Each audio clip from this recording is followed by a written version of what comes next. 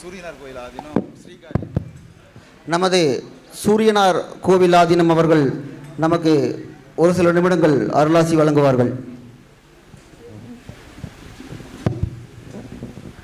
நமச்சிவாய வாழ்க, நாதந்தந்தாள் வாழ்க, இமைப்பொழுதும் என் நெஞ்சில் நீங்காதான் தாழ்வாழ்க, கோகழியாண்ட குருமனிதந்தாள் வாழ்க, ஆகமத்தே நின்று அன்னித்தான் தாழ்வாழ்க, ஈசனடி போற்றி எந்த நடி போற்றி, நேசனடி போற்றி சிவன் சேவடி போற்றி, நேயத்தே நின்ற நிமலனடி போற்றி, மாயப் பிறப்பருக்கும் மன்னனடி போற்றி போற்றி. இந்த விழாவில் கலந்து கொண்டமைக்கு மிகவும் பெருமைப்படுகிறேன். இங்கு வந்திருக்கும் சன்னிதானங்கள் அனைவரையும் வணங்கி என்னுடைய குருவான ஸ்ரீலஸ்ரீ மகாலிங்க பரமாச்சாரிய சுவாமிகள் அவர்களின் பாதங்களையும் வணங்கி ஒரு சிறு நிமிடங்கள் மட்டும் உங்களுக்கு ஒரு சில விஷயங்களை சொல்லலாம் என்று நினைக்கிறேன். ஒரு மனிதன் பிறந்து இறக்கும் வரை 100 வயது கணக்கு செய்தார்கள். அந்த 100இல் 1 முதல் 20 வயது வரை பால்யம் என்றும், 20 to 40 வயது வரை கிரகஸ்தம் என்றும், 40 to 60 வயது வரை வானப்பிரஸ்தம் என்றும், 60லிருந்து 80 வயது வரை சந்நியாசம் என்றும், 80லிருந்து 100 வயது வரை பரதேசம் என்றும் 5 பிரிவாக நமது பெரியோர்கள் நம் வாழ்வை பிரித்தார்கள். இந்த 5 பிரிவை 6 வகையான ஆன்மீக வழிகளை தேடுதலில் சொன்னார்கள். சரியை, கிரியை, யோகம், ஞானம், கல்பம், சமாதி என்று. இவைகளை பற்றி விரிவாக பேசுவதற்கு இப்பொழுது நேரமில்லை. இந்த 6 வகையான பிரிவுகளையும் 4 வகையான பருவங்களையும் சொல்லியவர்கள் மிக அருமையாக சன்னிதானங்களை போன்றவர்கள் செய்யக்கூடிய அற்புதமான செயலை சொன்னார்கள். நாம் இறைவனை வழிபடுகிறோம், ஒரு உருவத்தை பார்த்து வழிபடுகிறோம், அத்வைதம் என்று பெயர். உருவத்தை பார்த்தபின் வீட்டில் வந்து கண்ணை மூடி அவரை நினைத்து வழிபடுகிறோம், துவைதம் என்று பெயர். அதற்கப்புறம் கோயிலில் சென்று திரை போட்டு நின்ற போது நின்றுக்கிட்டே இருக்கிறோம். திரையை விளக்கின உடனேயும் சுவாமியை பார்த்த உடனே கண்ணை மூடி வழிபடுறோம். கண்ணால் சுவாமியையும் பார்க்குறோம், மனதுக்குள்ள அவரை கொண்டு வந்து வழிபடுறோம். அது விசிஷ்டாத்வைதம்னு பேர்.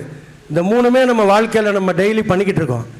ஆனால் நீங்கள்லாம் பார்க்க முடியாத ஒன்று இன்றைக்கி நடந்துச்சு. எத்தனை பேர் பார்த்தீங்களோ அத்தனை பேருக்கும் புண்ணியம். இந்த 3 துவைதங்களை பற்றி தான் எல்லாரும் பேசுவாங்க.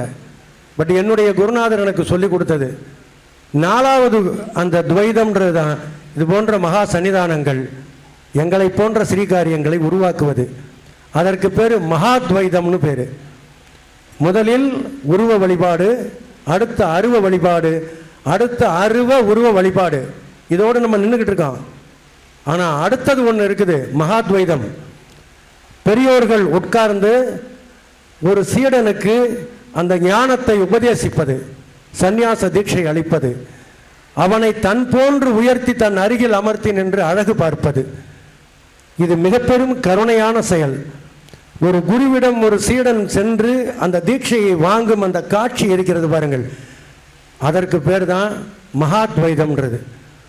இது உங்களுக்கு தெரிஞ்சிருக்க வாய்ப்பில்லை. இந்த மகாத்வைதத்துக்கு அடுத்து ஒன்று இருக்கு, பிரம்மாத்வைதம்னு.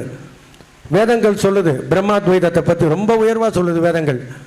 அந்த பிரம்மாத்வைதம்ன்ற நிலை என்னன்னு கேட்டால், அந்த குரு சொன்னதுபடி ஒழுக்கம், நேர்மை, நேரம் கடைபிடித்தல், தினபூஜை, அங்க சுத்தி என்று 16 வகையான விஷயங்களிலும் அந்த சீடன் சரியாக இருந்து இறப்பில்லாத நிலையில் ஜீவ சமாதிக்குள் அமர்ந்து அவனை எல்லோரும் வழிபடும் நிலைக்கு அவன் உயர்ந்தால் அதற்கு பேர் பிரம்மாத்வைதம்.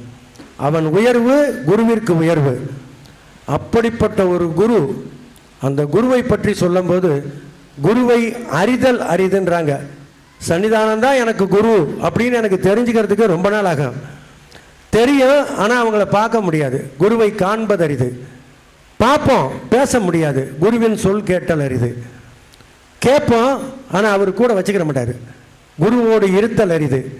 இருப்போம், ஆனால் அவர் நம்மளுடைய உபதேசத்தை கொடுத்து என் நிலைக்கு நீ வா அப்படின்னு உயர்த்துறாருல, அதான் குரின் ஆலிங்கனம் அதனினும் அரிதுன்றாங்க. ஒரு எல்லாருக்கும் ஒரு விஷயத்தை சொல்லிடுறேன். எனக்கு ஊர் ஈரோடு மாவட்டம் நம்பியூர்ன்ற இடத்துல இருக்குது. அங்கே மகாவதார் பாபாஜி தான் என்னுடைய குரு. அவருக்கு பெரிய யோக பீடம் கட்டும்போது அந்த கும்பாபிஷேகத்தை சந்தோஷமாக வந்து என்னை பெருமைப்படுத்தும் விதமாக சந்தோஷமாக வந்து அந்த பீடத்தில் தங்கி இரவு அந்த கும்பாபிஷேகத்தை நடத்தி கொடுத்தவர் நமது மாபெரும் குருமகா சன்னிதானமான பேரூர் ஆதீனம் ஐயா அவர்கள். அதற்கு அடுத்ததாக வேதத்தை எழுதினேன், யோக வேதம்னு ஒரு நூல் எழுதினேன். திரு சைலேந்திர பாபு டிஜிபி அவங்க வெளியிட்டாங்க. அந்த நூல் வெளியீட்டிலும் குருமகா சன்னிதானம் பேரூர் ஆதீனம் ஐயாவை தான் வந்து வெளியிட்டாங்க. இது போன்ற சன்னிதானம் ஆயிரக்கணக்கான கோயில்களுக்கு குடமுழுக்குகள் செய்து ஏராளமான திருப்பணிகள் செய்து எதுவுமே நமக்கு சம்பந்தமில்லை என்பது போல அமர்ந்திருக்கிறார் சன்னிதானம் அவர்கள். அவர்கள் பாதங்களை வணங்கினாலே நம் பாவம் போய்விடும். அதீதி தரிசனம் அதி பாப விமோச்சனம் அப்படிம்பாங்க. அப்படிப்பட்ட ஒரு பாப விமோச்சனத்தை நாம் அடையணும்னா கிரகஸ்திலிருந்து வெளியில் வந்தவங்க வானப்பிரஸ்த நிலையில் இருக்கணும். வானப்பிரஸ்தம்னா வேற ஒன்றும் இல்லை, அன்றாட நித்திய பூஜைகளும் விரதங்களும் எல்லாவற்றையும் அனுசரித்து கொண்டு பாசமற்ற நிலையில் தாமரை இலை தண்ணீர் போல நாம் வாழ்வதுதான் வானப்பிரஸ்தம்.